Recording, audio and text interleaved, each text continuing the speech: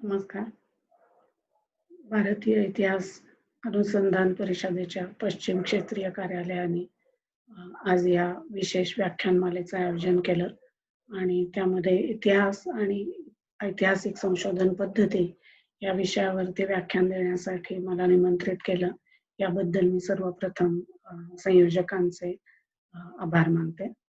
या निमित्ताने अ, अ, कोविड आणि कोरोना व्हायरसच्या एकूण या सगळ्या ग्रस्त वातावरणामध्ये आपल्या सगळ्यांना अ, काहीसा वेगळा विचार करायला, इतिहास या मूलभूत अशा ज्ञानशाखेबद्दल काही चिंतन करायला एक व्यासपीठ, विचार मंच त्यांनी उपस्थित करून दिला.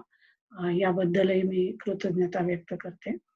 अं, खरं तर ह्या विषयावरती म्हणजे जो आजचा विषय आहे, इतिहास आणि ऐतिहासिक संशोधन पद्धती. अ, तर तो एखाद्याला वाटेल की अगदी सुरुवातीचा विषय आहे. म्हणजे इतिहास अनुसंधान परिषदेने या विषयावरती विशेष व्याख्यान आयोजित करावं, असं या विषयामध्ये काय आहे? तर त्याचं कारण मला सुरुवातीलाच सांगावसं असं वाटतं की इतिहास या विषयाबद्दलचं एक जे जनसामान्यांचं आकलन आहे, तर ते आकलन कधी-कधी थोडंसं झापडल्यासारखी अ, परिस्थिती सध्या आपल्याला अनुभवायला मिळते. म्हणजे भूतकाळ कुठला आणि इतिहास कुठला? इतिहासामध्ये तथ्य आणि अन्वयार्थ यांचा एकमेकांशी काय संबंध असतो? इतिहासकाराची जबाबदारी म्हणजे काय? इतिहासाचा वापर आणि इतिहासाचा गैरवापर म्हणजे काय? अशा अनेक प्रश्नांना आज अ, लोकांच्या मनामध्ये नुसतेच ते अनुत्तरित प्रश्न राहतायत. त्याला उत्तर मिळत नाही, अशी स्थिती निर्माण झालेली आहे. त्यामुळे असं वाटलं, की सुरुवातीपासून सुरुवात कधीतरी करायला हवी पुन्हा एकदा. तर हा पुनश्च हरिओमचाच काळ का आपण त्याच काळामध्ये असं ही एक नवी सुरुवात करावी.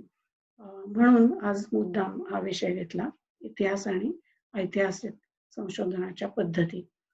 अर्थातच यामधलं अनेक वचन आपल्या लक्षामध्ये आलं असेल. अ, याचं कारण असं आहे, की संशोधनाच्या अनेक पद्धती इतिहासामध्ये आज सर्वमान्य झालेल्या आहेत. एकच एक पद्धत ऐतिहासिक संशोधनाची आपण मान्य करत नाही. त्यामुळे मुद्दामच त्याच्यामध्ये हे अनेक वचन शीर्षकामध्येच दिलेलं आहे. आज या व्याख्यानामध्ये एक मी प्रेझेंटेशन पॉवर पॉइंटचं तयार केलेलं आहे आणि ते शेअर करून एकीकडे मी बोलण्याचा प्रयत्न करणार आहे. तर सध्याच्या काळात आपल्याला तंत्रस्नेही राहण्याशिवाय काही पर्याय नाही. तर प्रयत्न करते की ते पॉवर पॉइंट शेअर करता येईल.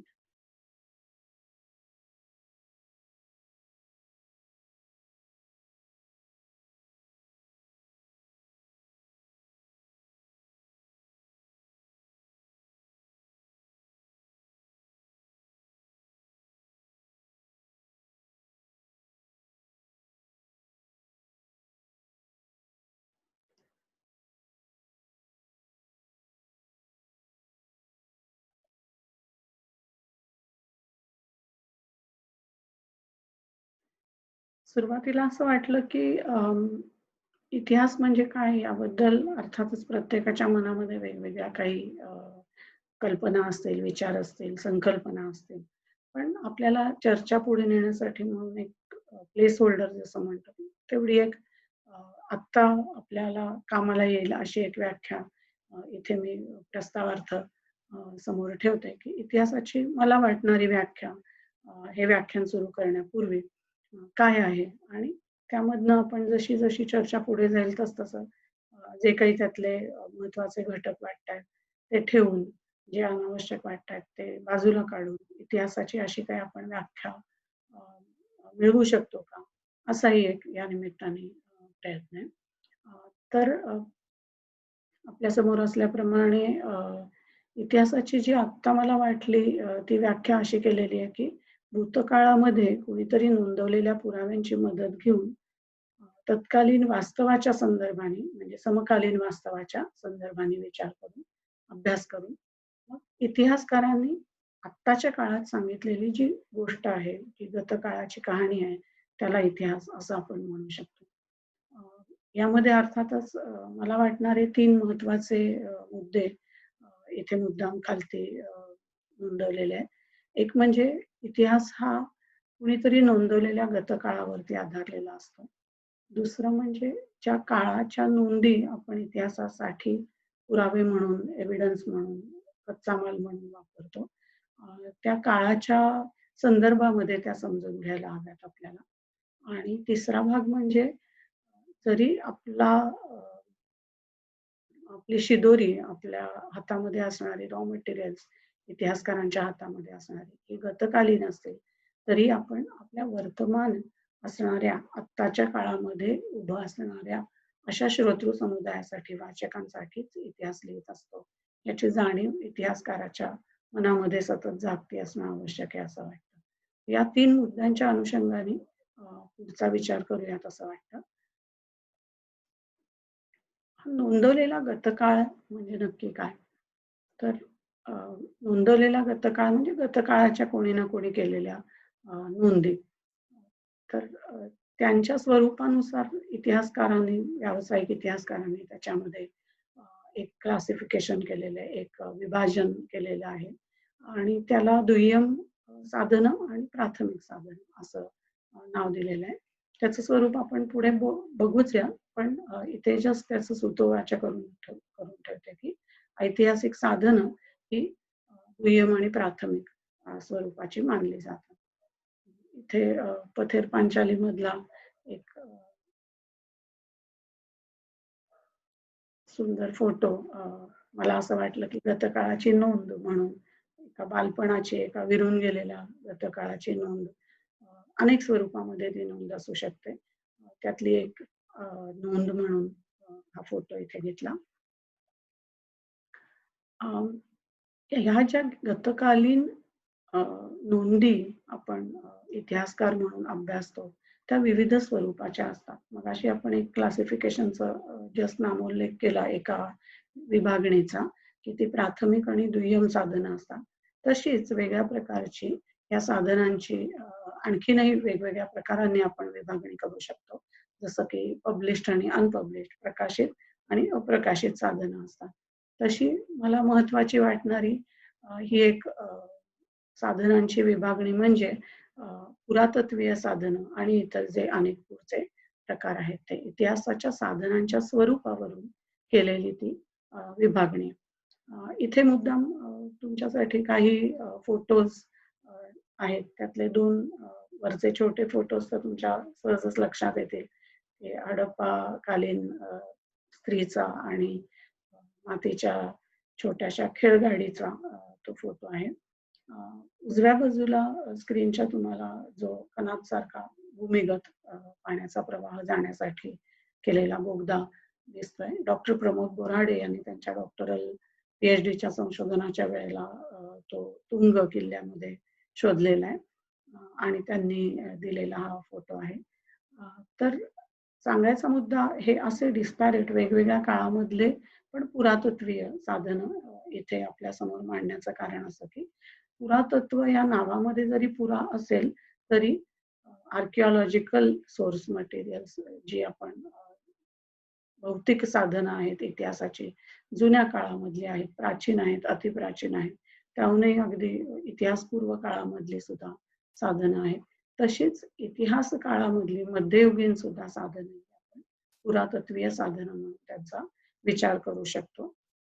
म्हणून मुद्दाम इथे या कणाद सदृश बोगद्याचा पाण्याच्या चॅनलचा फोटो ठेवला. डाव्या बाजूला स्क्रीनचा मोठा भाग ज्याने व्यापला आहे तो आहे इनामगाव चॅल्कोलिथिक सेटलमेंट इन वेस्टर्न इंडिया हा पेपर. इनामगाव या ठिकाणी जे डेक्कन कॉलेजच्या संशोधकांनी 60च्या दशकामध्ये उत्खनन केलं होतं. त्या उत्खननावर आधारलेला असा हा पेपर आहे. इथे मुद्दाम दाखवण्याचं कारण असं, की नुसती साधनं गोळा करून, नुसती उत्खननं करून, नुसते पुतळे, नुसत्या भौतिक साधनांचा एक संग्रह करून इतिहास घडवता येत नसतो, इतिहास लिहिता येत नसतो.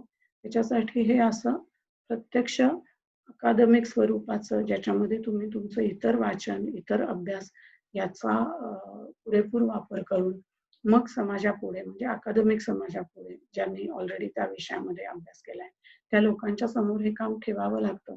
तेव्हा कुठे त्या पुरातत्वाला इतिहासाचं प्रारूप मिळालेलं आपल्याला दिसतं. विशेष नोंदवण्याची गोष्ट अशी की हा जो पेपर आहे, तो सरांनी डिसेंबर 1969 मध्ये सबमिट केलेला आहे या जर्नलला. आणि माणसंही साधीसुधी नाहीये.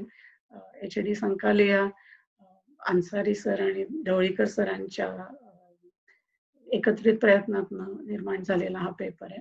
तर 69 साली सबमिट केलेला हा पेपर 71 साली एशियन पर्स्पेक्टिव्हजमध्ये छापला जातो. हे महत्वाचं का आहे? तर झटपट रंगारी होऊन हातामध्ये सापडला आपल्याला सोर्स की लगेचच्या लगेच आपण त्या सोर्सच्या नादाने काय म्हणूया आपण त्या सोर्सच्या मागे लागून पटकन न्यूजपेपरमध्ये किंवा टीव्ही चॅनलवरती आपल्याला प्रसिद्धी हवी असते.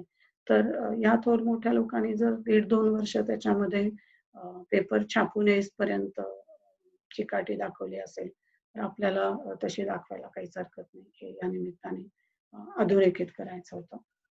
पुरातत्वीय साधनांसारखीच नाणकशास्त्रीय साधनं, न्यूमिझमॅटिकल एव्हिडन्स, सोर्स मटेरियल्स हे पण अतिशय महत्वाचे असतात.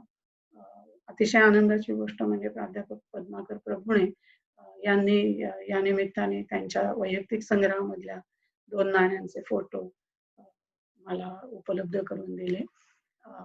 डावीकडचं जे हिरव्या पार्श्वभूमीवरचं नाणं आहे ते त्याच्यामध्ये नाव नसल्यामुळे आपल्याला वाचता येईल असं नाव नसल्यामुळे अ, ते मिलिंद प्रश्न हे जे अतिशय महत्वाचं बौद्ध ग्रंथ आहे. त्याच्यामधला जो मिलिंद राजा होता, इंडो बॅक्ट्रियन राजा, तर त्याचं हे नाणं आहे. प्रभुणे सरांनी ते प्रेमाने उपलब्ध करून दिल्याबद्दल खरोखरच कृतज्ञता वाटते मला. नाणक शास्त्रीय साधनं ज्याच्यामध्ये मुद्दाम उजव्या बाजूला तुम्हाला एक जुना कागद दिसेल, मोडीमध्ये काहीतरी लिहिलेला आणि वर शिक्का असलेला. ती हुंडी आहे. म्हणजे ब्रिटिश काळामध्ये असणारी पण भारतीय सावकार आणि इतर फायनान्शियल काम करणाऱ्या मंडळींनी वापरलेली हुंडी आहे. वरती जी 1000 ची नोट आहे ती आता इतिहास जमा झालेली नोट आहे म्हणून मुद्दाम नाणकशास्त्रीय साधनांमध्ये तिचाही समावेश केला. खाली एका वेबसाईटवरून घेतलेलं एव्होल्युशन ऑफ मनी नावाचं ग्राफिक्स तुम्हाला मला असं वाटलं की आपल्याला सगळ्यांनाच ते सहजगत्या समजण्यासारखं आहे की पशुधनाच्या आपण फार फार वर्षांपूर्वी पशुधनाचं जे एक्सचेंज करत होतो, देवाणघेवाण करत होतो, तिथपासून सोनं, इतर मौल्यवान धातूंची नाणी, मग कागदाची करन्सी, कागदाचं चलन, प्लास्टिकचं चलन, फायनली सध्या जे आपण सतत ऑनलाईन पेमेंट्स डिजिटल पेमेंट्स करण्यासाठी वापरतो, ते इलेक्ट्रॉनिक चलन आणि त्याच्या पुढचं म्हणजे ब्लॉकचेन या तंत्रज्ञानावरती आधारलेली क्रिप्टोकरन्सी, बिटकॉइन सारखी अशी नाणकशास्त्रामध्ये वेगवेगळ्या दिशांनी वाटचाल झालेली आपल्याला दिसते. ह्या सगळ्या गोष्टी इतिहासाची साधनं म्हणून आपल्या दृष्टीने अतिशय महत्वाच्या आहेत, की त्या काळामध्ये कुठलं तंत्रज्ञान लोकांना उपलब्ध होतं, कसे कपडे घालत होते, काय विचार करत होते, कुठल्या भाषा बोलत होते, कुठली स्क्रिप्ट त्याच्यावरती लिहिली जात होती. या सगळ्या गोष्टी आपल्याला नाण्यांच्या अभ्यासामधनं सहजगत्या उपलब्ध होतात. त्यामुळे नाणी ही अतिशय महत्वाचं इतिहासाचं साधन मानलं जातं. त्यानंतर पुरा अभिलेख. अभि म्हणजे प्रयत्नपूर्वक केलेले लिखाण. म्हणजे एखाद्या हार्ड सरफेसवरती कठीण अशा पृष्ठभागावरती ताम्रपट असेल किंवा संगमरवराची शिला आपल्याला उजवीकडे दिसते स्क्रीनवर तशी असेल तर अशा कठीण पृष्ठभागावरती लिहून ठेवण्याचं कारण असं की जी गोष्ट आपल्याला बराच काळपर्यंत टिकून राहावी असं काही लिखाण असेल तर ते या पुरा अभिलेखीय पद्धतीने लिहिलेलं आपल्याला दिसतं. डावीकडे डॉक्टर श्रीनंद बापट आमचे मित्र भांडारकर प्राच्यविद्या संशोधन मंदिरामधले संशोधक आहेत ते. तर त्यांनी वाचन केलेला हा ताम्रपट मुद्दाम पुरा अभिलेखीय साधनाचं उदाहरण म्हणून इथे ठेवलेला आहे. आणि उजव्या बाजूला आहे ते पुणे महानगरपालिकेच्या इमारतीच्या उद्घाटनाची तत्कालीन उपराष्ट्रपतींच्या हस्ते झालेल्या उद्घाटनाची कोनशिला आहे. अ, पुरा अभिलेखाची पुरा अभिलेखीय स्वरूपाची ही साधनं एपिग्राफिकल सोर्सेस असं ज्याला आपण म्हणतो.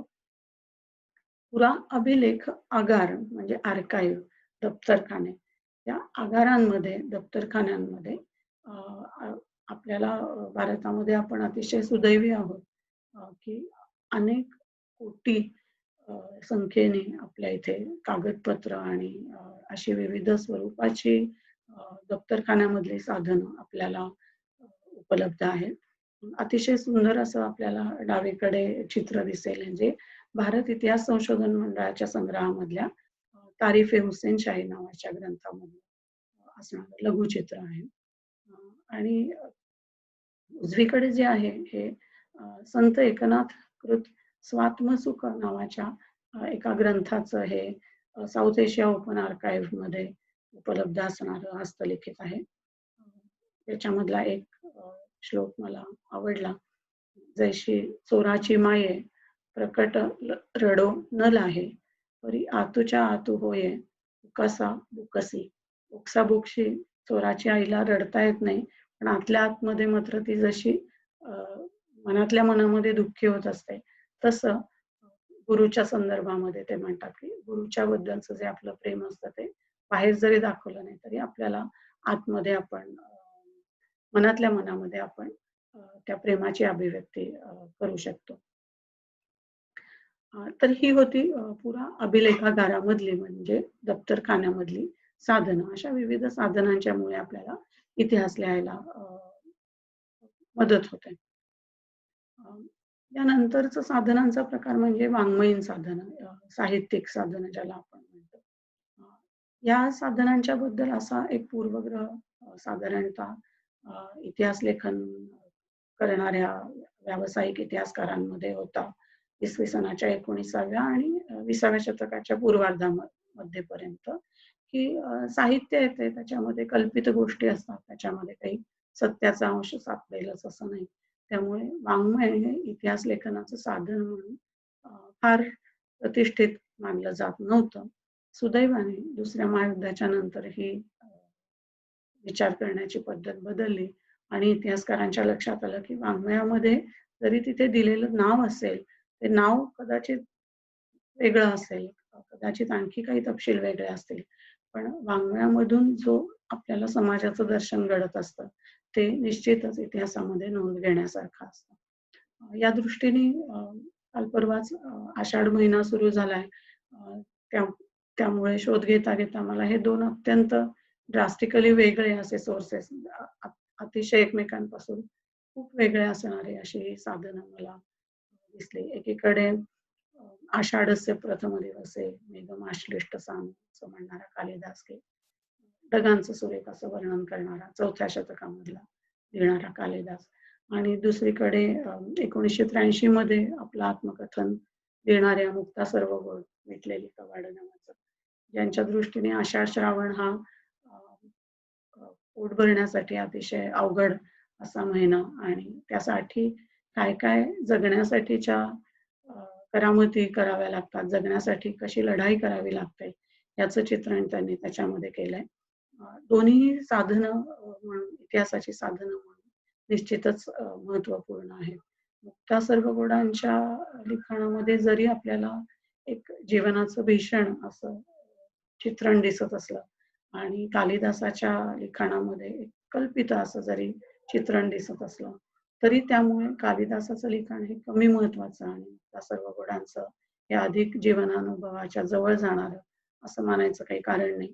कालिदास हा एका दरबारी स्वरूपाच्या जीवनाचा अ, अनुभव घेत होता. हे तरी आपल्याला त्याच्यामधनं निश्चित समजून येतं, की कुठल्या भाषेमध्ये जी भाषा ऑलरेडी लोकं बोलेनासे झाले होते इसवी सनाच्या 4थ्या शतकामध्ये.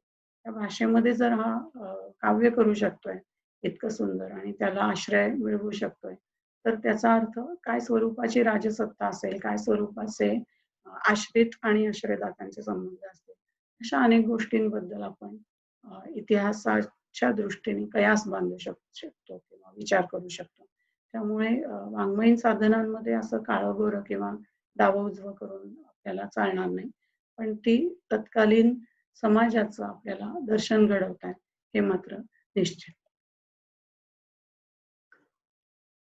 अ, जसं वाङ्मयीन साधनांना, साहित्यिक साधनांना थोडीशी कमी प्रतिष्ठा होती, त्याहूनही कमी प्रतिष्ठा असणारं म्हणजे एकेकाळी, आता नाही. एकेकाळी त्याहूनही कमी प्रतिष्ठा असणारी साधनं म्हणजे इतिहास लेखनाची मौखिक साधनं. अ, माणूस खोटं बोलू शकतो हा एक त्याच्यामधला विचार असल्यामुळे मौखिक साधनांवरती विश्वास ठेवून कोणी इतिहास लेखन करायला फारसे राजी नसत लोक. पण हळू-हळू लक्षामध्ये आलं, की जसं कागद खोटं बोलू शकतात, जसं शिलालेखांवरच्या गोष्टी चुकीच्या असू शकतात, तितपतच चुका या मौखिक साधनांमध्येही असू शकतात किंवा सत्यनिष्ठेचा अभाव असं आपण म्हणू, मौखिक साधनांमध्ये असतो. त्यामुळे मौखिक साधनं देखील 20व्या शतकाच्या उत्तरार्धापासून इतिहासकारांनी आपलीशी केलेली आहेत आणि त्यांना सन्मानाने आपण इतिहासाची साधनं म्हणून मान्यता देत असतो.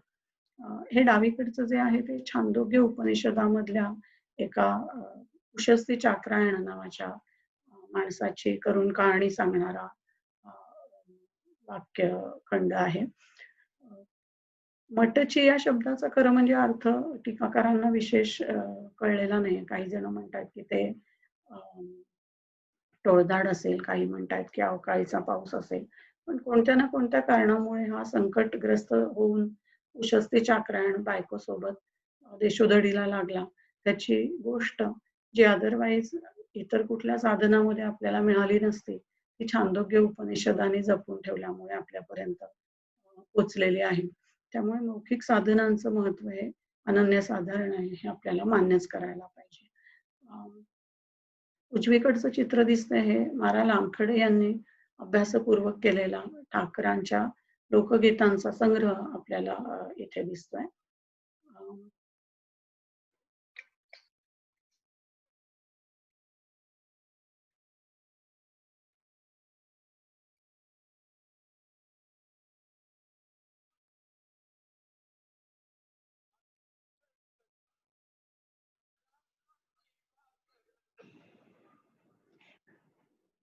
आता आपल्यापैकी जे अ, आदिवासी जीवन अ, प्रणालीचा विचार करणारे लोक असतील किंवा ज्यांना आदिवासींचं जीवन कसं आहे हे जवळून पाहण्याची संधी लाभलेली असेल. अ, त्यांच्या हे लक्षामध्ये येईल, की हे जे गाणं आहे, जैत रे जैत नावाच्या सिनेमामधलं गाणं, हे काही ठाकर लोकांच्या प्रत्यक्ष जीवनानुभवामधून कदाचित आलेलं नसेल हे. अ, पण ठाकर म्हटलं, की आपल्याला अ, ह्या वेगळ्या अर्थाने एका मौखिक साधनाची आठवण येते. म्हणून मुद्दाम हे गाणं इथे मी या प्रेझेंटेशनमध्ये अटॅच केलं. दुसरं कारण असं, की मौखिक साधनं ही सुद्धा पूर्णतः सत्यनिष्ठ नसतात. म्हणजे हे जे गाणं आपण ऐकलंय, ते कदाचित ठाकर लोकांच्या भाषेमध्येही नसेल, ना त्यांची तशी गाणी म्हणण्याची परंपरा कदाचित नसेल. पण तरी ते गाणं आपल्याला ठाकर या जातीशी ठाकर या प्रजातीशी आपल्याला आपण मनामध्ये त्याची मोठी असोसिएशन करून ठेवलेली आहे, की हे गाणं ठाकर लोकांचं गाणं आहे असं. तर मुद्दा असा की साधन हे मौखिक आहे म्हणजे ते निर्विवादपणे आपण मान्य केलं पाहिजे, की हे सत्यनिष्ठ असेल, असं अजिबात नाही. त्याला आपण थोडंसं विचक्षणपणाने त्याला प्रश्न विचारूनच कुठलंही साधन आपण अ, इतिहास लिहिताना मान्य केलं पाहिजे. हे एक लक्षामध्ये ठेवायचं. सगळ्यात खालती आहे ते आणखीन वेगळ्या प्रकारचं मौखिक साधन. सांगते सखे तुला गाय बांधली दाव्यानं.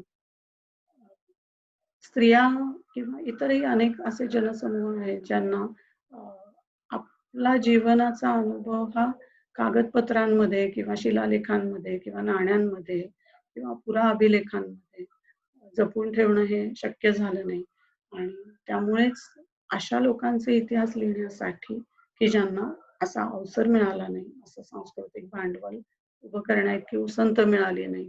पाठबळ नव्हतं.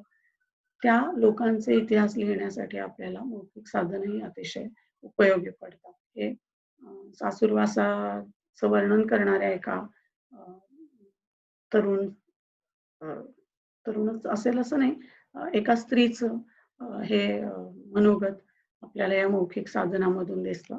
म्हणून ते अ, त्यानंतरचा इतिहासाच्या साधनांचा प्रकार म्हणजे दृक श्राव्य साधन, ऑडिओ आणि व्हिज्युअल. तुम्ही म्हणाल की इथे तर ही दोन्ही व्हिज्युअल्सच आहेत.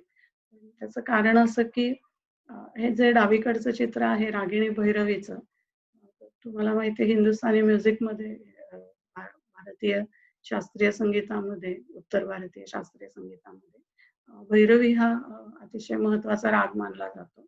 आणि नासिक रागमाला या पुस्तकामध्ये अ, माटेसर आणि रानडे मॅडमने जे काय म्हणूया आपण अतिशय सुंदर असा संग्रह आणि त्याचं अन्वयार्थ लावून आपल्या पुढेही रागांची चित्र, रागांचा व्हिज्युअल रिप्रेझेंटेशन, दृश्य पद्धतीने रागांचं एक प्रातिनिधिक चित्रण करणं, असं एक वेगळा कला प्रकार आपल्यासमोर त्यांनी मांडलाय आणि त्यातूनही अर्थातच भारतीय शास्त्रीय संगीताबद्दलही, लघुचित्रकलेबद्दलही आणि एकूणच कला या प्रकाराकडे मध्ययुगामध्ये कसं पाहिलं जात होतं, ह्याचा आपल्याला चांगलाच अंदाज येतो. त्यामुळे दृकश्राव्य साधनाचं महत्त्वाचं अ, उदाहरण म्हणून हे मला घ्यावंसं वाटलं चित्र भैरवी रागिणीचं. खाली असलेलं ते चित्रपटाचं शोले नावाच्या जाहिरात चित्र आहे, पोस्टर आहे. हे सुद्धा अर्थातच पोस्टरमध्ये आवाज नसेल तरी शोले हा चांगलाच दणदणीत साउंड ट्रॅक असणार आहे आणि चांगली गाणी असणार आहे आणि उत्तम डायलॉग असणार आहे. ऑडिओ ट्रीट असं ज्याला म्हणता येईल. श्राव्य मेजवानी असणारा असा सिनेमा होता. अ, तर ही चित्रपट असतील किंवा असे चित्र असतील किंवा गाणी असतील, वाक्प्रचार असतील, ही सगळी मिळून आपली होतात दृक श्राव्य साधनं. आणि शेवटचा जो प्रकार आहे साधनांचा तो अर्थातच आपल्या नव्या जीवन प्रणालीला अनुसरून आत्ताच गेल्या काही वर्षांमध्ये आपण त्याला आपण म्हणजे इतिहासकार मंडळींनी मान्यता दिलेली आपल्याला दिसते. ते म्हणजे डिजिटल साधन. ह्याच्यामध्ये अर्थातच 2 प्रकार असतात. जसं डावीकडचं पुस्तक दिसतंय हे मुळामध्ये पुस्तक होतं. ते आता डिजिटाइज केलेलं आहे. ब्रिटिश लायब्ररीच्या कलेक्शनमधलं पुस्तक आहे. आणि उजवीकडचा जो फोटो आहे, तो मात्र काढतानाच आपण डिजिटल पद्धतीने काढलेला फोटो आहे. लास्ट नॉर्मल फोटो हे तुम्हाला माहीतच असेल, की कोविड पूर्वीचं आपलं आयुष्य कसं होतं आणि कोविड नंतर ते कसं झालं, याचं चित्रण करण्यासाठी म्हणून ही एक अभिव्यक्तीची नवी पद्धत आपल्याला जगभरामध्ये आलेली दिसते, की तुमच्या दृष्टीने कोविड पूर्व काळामध्ये जे नॉर्मल होतं आणि जे आता कधी नॉर्मल होणार नाही, असा एखादा फोटो टाका असं आवाहन केलं आणि जगभरामधनं त्याला करोडोंनी प्रतिसाद मिळाला.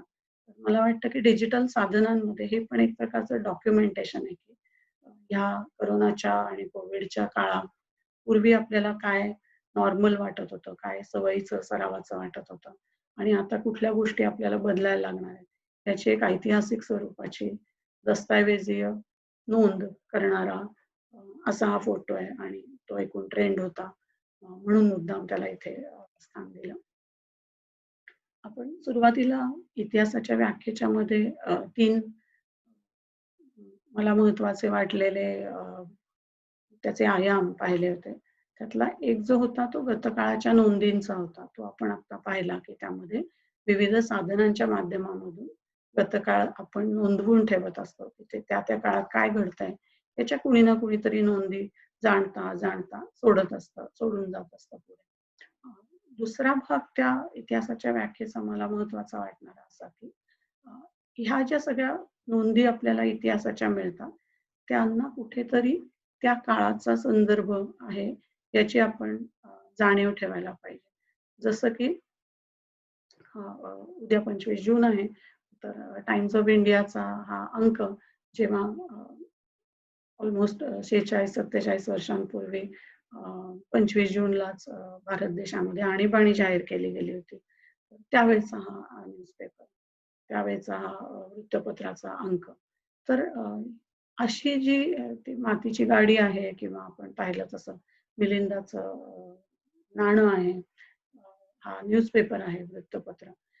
ही त्या काळाचे संदर्भ घेऊन आलेली अशी साधनं असतात, जी त्या काळातली असतात. त्यांनी तो काळ प्रत्यक्ष पाहिलेला असतो, प्रत्यक्षदर्शी असतात. त्यामुळे त्यांना इतिहास लेखनाचं प्राथमिक साधन मानलं जातं. पहिल्या टप्प्यावरचं अतिशय मूलभूत अशा स्वरूपाचं हे इतिहासाचं साधन मानलं जातं. मौखिक साधनाचं त्याच्या प्राथमिक साधनांमधल्या मौखिक साधनांचं उदाहरण म्हणून मुद्दाम "असं सासर द्वाडबाई कोंडोनी मारित, असं माहेर सुरेख बाई खायाला मिळत." हे पश्चिम महाराष्ट्रातल्या स्त्रियांना निश्चितच आणि पुरुषांनाही माहीत असणारं गाणं आहे. गोंडला जो नवरात्रामध्ये केला जातो, मुली खेळतात हत्तीचं चित्र काढून त्याच्याभोवती. अ, गाणं हे घेण्याचं कारण असं की स्त्रीच्या अभावांना कसं नॉर्मलाईज केलं गेलं. तिला हे सगळं नॉर्मलच आहे असं वाटण्याची एक सवय लावली कशी गेली, हे आपल्याला या गाण्यामधनं दिसतं. म्हणजे काय? सासर वाईट आहे हे कळलं, कोंडून मारतायत म्हणजे वाईट आहे. पण माहेर चांगलं आहे म्हणजे तरी नक्की काय आहे? तर खायला मिळतं. म्हणजे त्या मुलीच्या आयुष्याकडनं असणाऱ्या अपेक्षाच इतक्या कमी करून टाकलेल्या आहेत, की खायला मिळतं म्हणजे सुरेख आहेत गोष्टी. ही मला अतिशय करून वास्तवाची दाहक जाणीव या गाण्यामधनं होते आणि म्हणून ते मला मौखिक साधन म्हणून, प्रत्यक्षदर्शी असं, समकालीन असं, प्राथमिक साधन म्हणून महत्वाचं वाटतं. अशी अनेक प्राथमिक साधनं अभ्यासून त्यांच्या अभ्यासाने जे अ, नव्याने मांडणी केली जाते, त्याला म्हणायचं इतिहासाचं दुय्यम साधन. प्राथमिक ही जी एक काय म्हणूया आपण अ, मूलभूत अशी पहिली पायरी असते इतिहासाची आणि हा दुय्यम आपण जसं 4थी मध्ये पास होतो आणि मग सेकंडरी स्कूलला जातो 5वी मध्ये. तसं प्राथमिक साधनं ही तर महत्वाची अत्यंत मूलभूत असतातच. पण दुय्यम साधनं ही प्राथमिक साधनांवर आधारलेले अभ्यास असतात. त्यामुळे तीही आपल्याला इतिहासाचा अभ्यास करताना अतिशय महत्वाची असतात. इथे मुद्दाम उदाहरण घेतलेलं उजवीकडचं पुस्तक आहे ते अतिशय भारतातले अजोड असे इतिहासकार डी.डी. कोसंबी यांचं पुस्तक आहे, मिथ अँड रिॲलिटी. अतिशय उत्तम असा अभ्यास वास्तव, प्रथा, परंपरा आणि भौतिक साधनांच्या आधाराने केलेला. मधलं पुस्तक आहे ते 19व्या शतकातल्या महाराष्ट्रात मध्यम वर्गाचा कसा उदय झाला याबद्दलचं अतिशय सुरेख विवेचन प्राध्यापक राजा दीक्षित सरांनी केलेलं आहे. ज्यामध्ये महाबळेश्वरच्या एसटीचं बुकिंग किती होत होतं इथपासून त्यांनी साधनांचा अभ्यास केलेला आहे, की त्याचं बुकिंग जसं वाढतंय तसं मध्यम वर्गाच्या ह्या आकांक्षा की सुट्टीसाठी कुठेतरी बाहेर जाऊया, त्या वाढतायत. अशा स्वरूपाची अत्यंत क्रिएटिव्ह पद्धतीने त्यांनी प्राथमिक साधनं वापरलेली आपल्याला दिसतात आणि म्हणून ते महत्वाचं साधन मला वाटतं. आणि डावीकडचं तर आपण मगाशी पाहिलंच, की इनामगावला प्रत्यक्ष उत्खनन करून ह्या 3 दिग्गज अभ्यासकांनी जो पेपर लिहिला, अ, जो संशोधनपर निबंध लिहिला, तेही ह्या प्राथमिक आणि दुय्यमच्या वर्गवारीमधलं दुय्यम साधन. पण मुद्दाम 3ही अशा दिग्गज लोकांची उदाहरणं घेतली, हे समजण्यासाठी की दुय्यम साधन म्हणजे ज्या मराठी भाषेतल्या बोलीभाषेतल्या अर्थाने आपण दुय्यम म्हणजे कमी महत्वाचं मानतो. तसं नसून दुय्यम म्हणजे पुढच्या पायरीवरचं, ग्रॅज्युएट झालेलं, मॅट्रिक्युलेशन होऊन पुढे ग्रॅज्युएशनला गेलेलं, अशा अर्थाने ते दुय्यम साधन असतं. ते प्राथमिक साधनावर आधारलेलं असतं, हे लक्षात घ्यायचं. आता आतापर्यंत आपण जे बोललो ते इतिहासाचं स्वरूप आणि इतिहासाच्या साधनांच्या स्वरूपाबद्दल बोललो. आता ऐतिहासिक संशोधन पद्धती म्हणजे नक्की अ, काय-काय गोष्टी आपल्याला त्याच्यामध्ये कराव्या लागतात, हे लक्षात घेण्याच्या दृष्टीने काही टप्पे सगळ्याच विज्ञानामध्ये आपण जर शाळेमध्ये प्रयोग करतो, त्याच्यामध्ये सुद्धा तुम्हाला हेच सगळे टप्पे दिसतील. पण ती एक विज्ञानाची आणि इतिहास हे ज्ञानशाखेची पद्धत म्हणून हे टप्पे इथे अधोरेखित केले. संशोधनाचा प्रश्न ठरवण्यापासून आपण सुरुवात करतो, की मला कुठल्या विषयावरती संशोधन करायचंय किंवा या ग्रंथामधनं मला कुठल्या प्रश्नाची, समस्येची उकल करायची आहे, इथपासून सुरुवात करून मग पुढे एक टप्प्याने आपण अ, संशोधनाच्या आधी परिकल्पना ठरवतो, ज्या निश्चित नसतात. अजून आपल्याला माहीत नसतं, की या संशोधनातनं काय सापडणार आहे. पण थोडे आडाखे बांधून ठेवतो. मग संशोधनाचा आपण त्या दृष्टीने आराखडा तयार करतो, की बाबा मला या कामासाठी सर्व्हे करण्याची गरज पडणार आहे. या कामासाठी लायब्ररीत जाण्याची गरज पडणार आहे. या कामासाठी मला आर्काइव्हजमध्ये जाण्याची गरज पडणार आहे. त्यानुसार आपण कामाचं स्वरूप, कामाचा आराखडा कच्चा तयार करून ठेवतो. त्याला म्हणायचं रिसर्च डिझाइन, संशोधनाचा आराखडा. आणि मग आपण इतिहास लिहिताना नेहमी माहिती, साधनं वेगवेगळी हे जमा करत असतो. साधनं जमा केल्याच्या नंतर काय होतं, तर साधनं जमा केल्याच्या नंतर त्यांची विश्वासार्हता आणि अस्सलपणा अ, हा तपासून पाहायला लागतो आपल्याला. नुसती साधनं जमा केली आणि चला आता इतिहास मी लिहिते किंवा लिहितो, तर ते योग्य राहत नाही. कारण की साध्या-साध्या गोष्टीमध्ये आपल्याला माहिती आहे, की आपल्याला मिळालेल्या माहितीत चुका असू शकतात. सांगणारा मनुष्य आपल्याला फसवत असू शकतो. त्या माणसाचा सांगणारा जो सोर्स आहे आपलं जे साधन आहे, ते कदाचित पुसट झालेलं असेल एखादा शिलालेख किंवा एखादं मौखिक साधन असेल, कोणी मुलाखत दिली असेल, त्याच्यामध्ये त्यांनी सर्वनाम वापरलं, तो किंवा ती किंवा हे किंवा ते आणि त्याच्यामध्ये समजताना गोंधळ होऊ शकतो. तर अशा अनेक अडचणींवरती मात करून आपल्याला त्या हाती आलेल्या साधनांचा अर्थ लावायचा असतो. त्यामुळे साधनांचं बहिरंग परीक्षण आणि अंतरंग परीक्षण, एक्सटर्नल आणि इंटरनल क्रिटिसिझम करणं ही अतिशय आवश्यक गोष्ट आहे. परीक्षण न करता कुठल्याही साधनाच्या आधाराने इतिहास लिहिणं यासारखी मोठी चूक इतिहासाच्या क्षेत्रामध्ये काही दुसरी मानत नाही. कसं करायचं परीक्षण? तर त्यासाठी हे वेगवेगळे प्रश्न आपल्याला त्या साधनाला विचारावे लागतात. ते जे आपल्या हातामध्ये सोर्स मटेरियल मिळालंय. एखादं जुनं कापड असेल, एखादं धान्याचं कणीस आपल्याला आर्किओलॉजिकल एक्स्कव्हेशनमध्ये, पुरातत्वीय उत्खननामध्ये मिळालेलं असेल. वीट असेल, दागिना असेल, काही असू शकतं भौतिक किंवा अभौतिक वाङ्मयीन साधन असेल तर एखादी कविता असेल जिचा आपल्याला अर्थ लागताना थोडी अडचण येऊ शकते. तर ह्या सगळ्या प्रश्नांच्या सहाय्याने आपल्याला बहिरंग परीक्षण करून आधी हे निश्चित करावं लागतं, की हे अस्सल आहे की नाही? जे म्हणताय तुम्ही ही मर्ढेकरांची कविता आहे, ती नक्कीच मर्ढेकरांची आहे, की दुसऱ्या कोणीतरी त्यांच्या स्टाईलने लिहिलेली आहे. तुकारामांच्या बाबतीत आपल्याला हे विशेषतः दिसतं, की तुका म्हणे असं शेवटच्या ओळीमध्ये टाकून दिलं, की कोणी ती अभंगाच्या फॉर्मॅटमधली कविता अ, करून तुकारामांच्या नावाने खपवू शकतो. तर अस्सलपणा तपासण्यासाठी आपल्याला या सगळ्या कसोट्यांचा वापर करावा लागतो.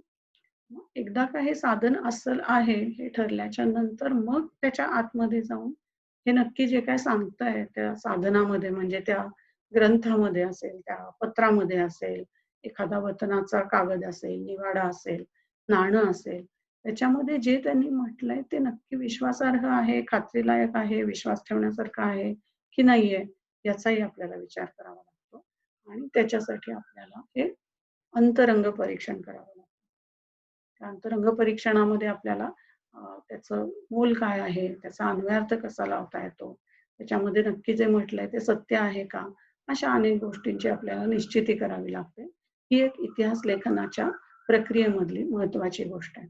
तर साधनांची विश्वासार्हता आणि अस्सलपणा तपासून बघितल्याच्या नंतरच मग आपण मिळालेल्या माहितीचं विश्लेषण करतो आणि मग त्याच्यामधनं निष्कर्ष काढून आपला जो काही सिद्धांत आहे तो जगाच्या पुढे मांडतो. हे अहवाल लेखन म्हणजे आपण लिहिलेलं काम हे प्रकाशित करणं, जगाच्या पुढे मांडणं ही अत्यंत महत्त्वाची गोष्ट अनेकदा लोकं विसरतात आणि पी-एच-डी झाले तरी सुद्धा त्यांचा थिसिस काही पुढे जगाच्या पुढे मांडत नाहीत, प्रकाशित होत नाही तो. आणि ह्यातनं होतं काय तर मुंग्यांची रांग जेव्हा जात असते आणि आपण मध्येच त्याला जर बोटं फिरवली तर त्या मुंग्या जशा सैरभैर होतात कारण त्यांना काही ट्रेसच मिळत नाही पुढची मुंगी कुठे गेली आणि तिला आपण मागोमाग जायचंय. तर तो जो जसा मधला मार्ग त्यांचा पुसला जातो, तसं जर आपण केलेलं संशोधन हे आपण प्रकाशित केलं नाही, तर समाजामधल्या इतर लोकांना त्याच्यावर आधारलेले काही पुढे प्रश्न पडणार नाहीत किंवा त्याचा आणखी त्यांना प्रतिवाद करायचा असेल, तर तो करता येणार नाही. त्याला पुष्ट्यर्थ काही म्हणायचं असेल, तर ते म्हणता येणार नाही. आणि अशी ही जी संशोधनाची अ, अखंड चालणारी जी परंपरा आहे, तिला कुठेतरी खीळ बसण्याचं काम आपण आपलं संशोधन जगाच्या पुढे न मांडल्यामुळे होत असतं.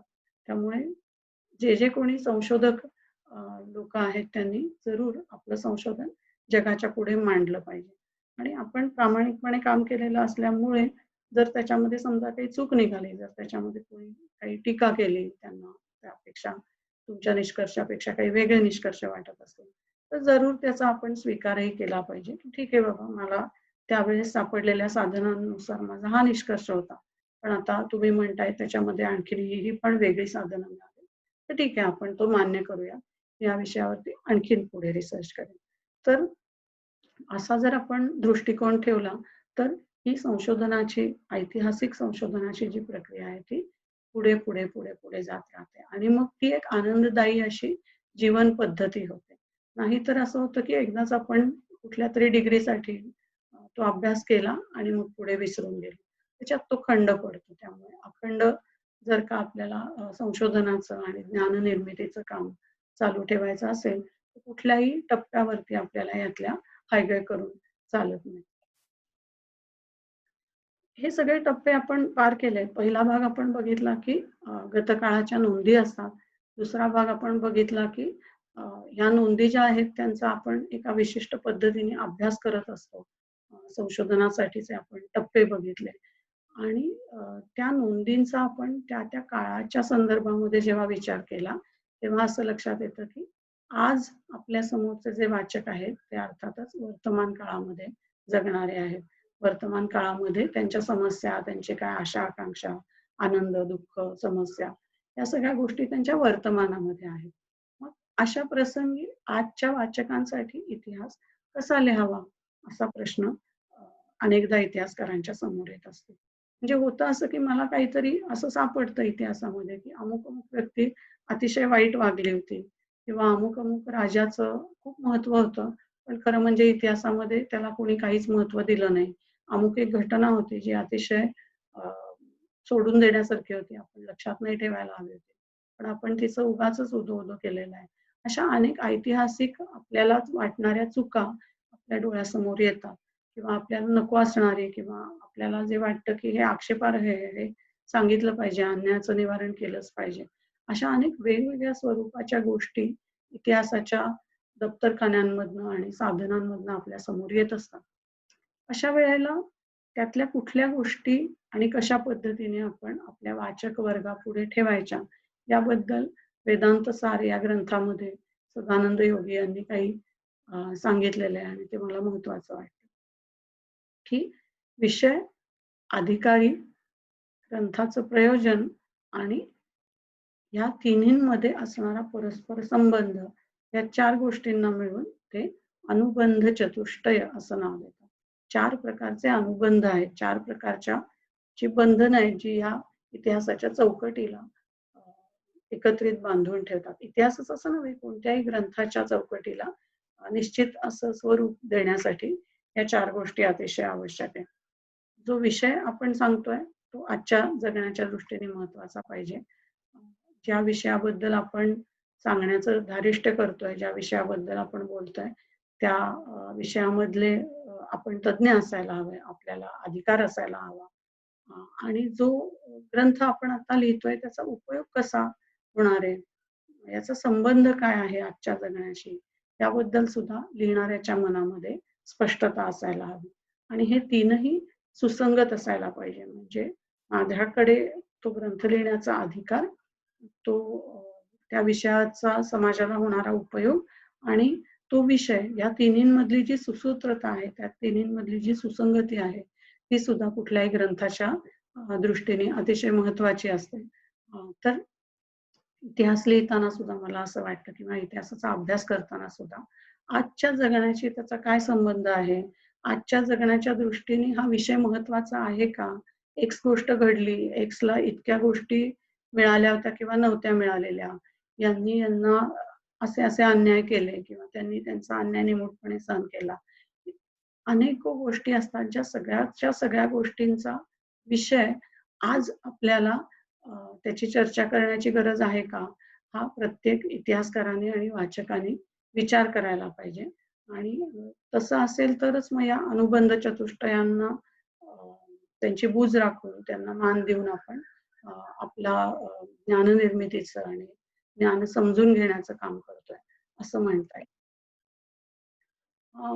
शेवटी असं सांगावसं वाटतं, की गौतम बुद्धांनी त्यांच्या धम्मपद या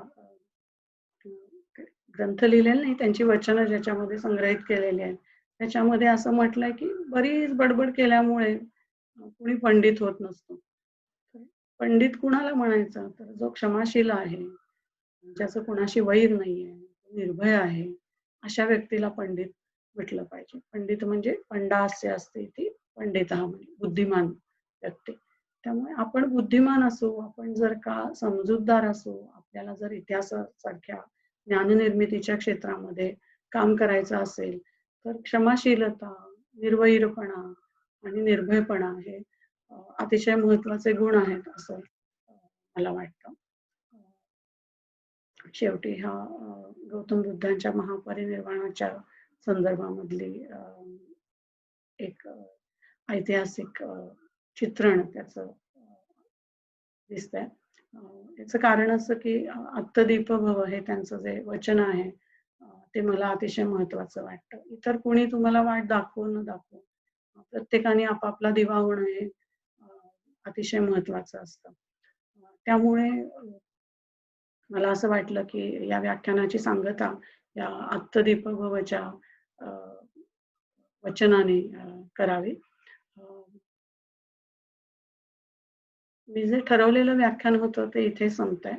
अ, यापेक्षा अधिक काही कोणाला चर्चा करायची असेल किंवा काही कॉम्प्लिमेंटरी त्याला पूरक गोष्टी सांगायच्या असतील, प्रश्न करायचे असतील, तर जरूर आपण बोलू शकतो. प्रत्येक स्लाईडच्या खाली माझा ईमेल आयडी दिलेला आहे shraddhakumbhoshkar@gmail.com. तर जरूर आपल्याला वाटत असेल तर किंवा मे बी या YouTube लाईव्ह आणि Facebook लाईव्हवरती सुद्धा तशी सोय असू शकेल. तर चर्चा पुढे चालू ठेवूया, संवाद पुढे चालू ठेवूया आणि एवढं सांगते आणि थांबते. सुखरूप राहा. धन्यवाद.